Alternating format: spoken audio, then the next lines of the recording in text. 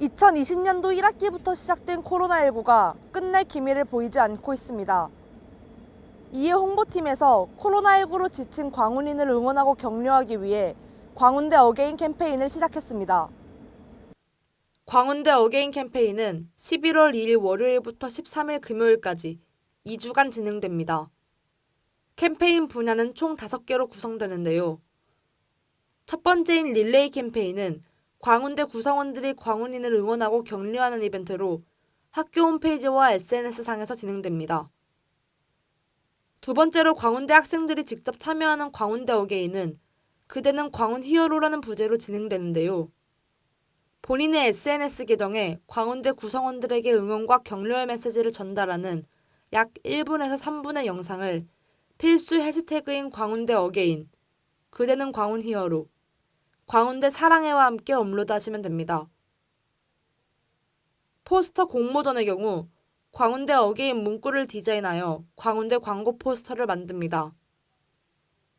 광운대 어게인 활동과 포스터 공모전 두 활동 모두 학교 홈페이지 공지사항에 게재되어 있는 네이버 설문지를 통해 접수할 수 있습니다. 또 자가격려 이벤트로 코로나로 지친 나 자신을 위해 위로의 메시지를 작성할 수도 있습니다. 마지막으로 광운대 싸강스타 교수님을 찾아라인데요. 이 활동은 코로나로 인해 비대면으로 진행되었던 온라인 수업에서 열정적인 모습을 보여준 교수님을 추천하는 이벤트입니다. 추천 학생과 해당 교수님에게 모두 상품이 부여된다고 합니다. 이렇게 코로나19로 지친 광운인을 위해 여러 가지 캠페인이 준비되어 있는데요. 자신 있는 분야에 도전해 코로나로 지친 마음을 극복해보는 것도 좋을 것 같습니다. 지금까지 KWB 오준입니다. 네, 자기소개 부탁드립니다. 잘 끊고 갔네. 끊고 근데 갔네. 그냥 이렇게 해도 될 것 같아. 선배가 말하는 학생부 종합편에 이어서 논술 전형 편입니다. 논술 전형에 지원하신 학생분들께서는 논술고사를 내달 12일과 13일에 치르게 되는데요. 논술고사가 채 한 달도 남지 않은 이 시점에서 논술 전형으로 광운대에 입학하신 선배님을 만나보려고 합니다.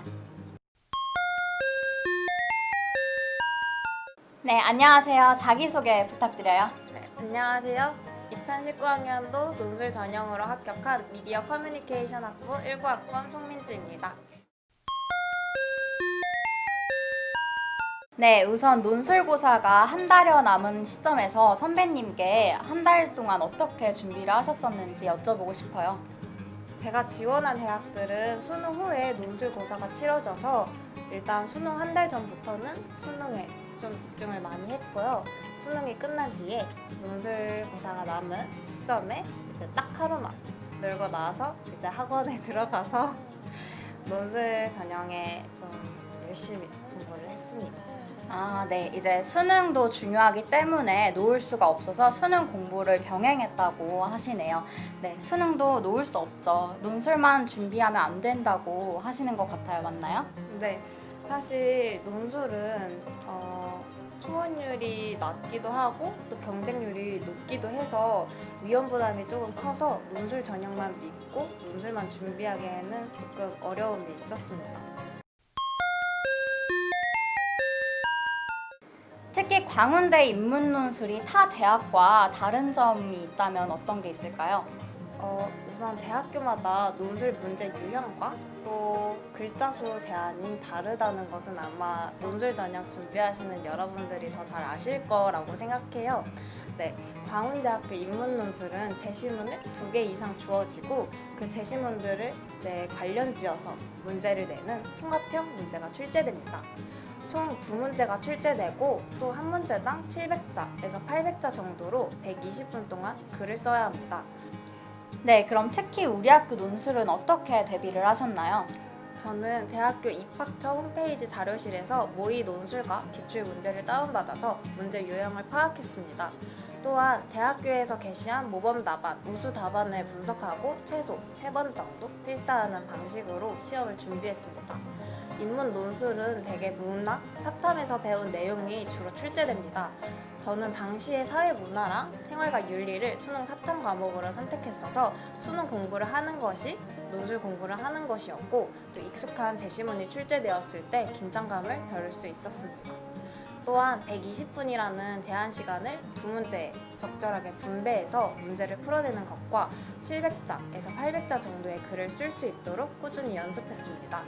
제가 학생부 성적은 나름 좋지는 않아서 좋은 편은 아니라서 학생부 성적이 40%나 반영되는 것이 너무 걱정되었는데 성적이 정말 많이 낮은 경우가 아닌 이상 논술고사로 충분히 뒤집을 수 있을 정도이며 더욱이 올해는 30%만 반영된다고 하니 학생부 성적은 크게 걱정하지 않으셔도 될 것 같습니다.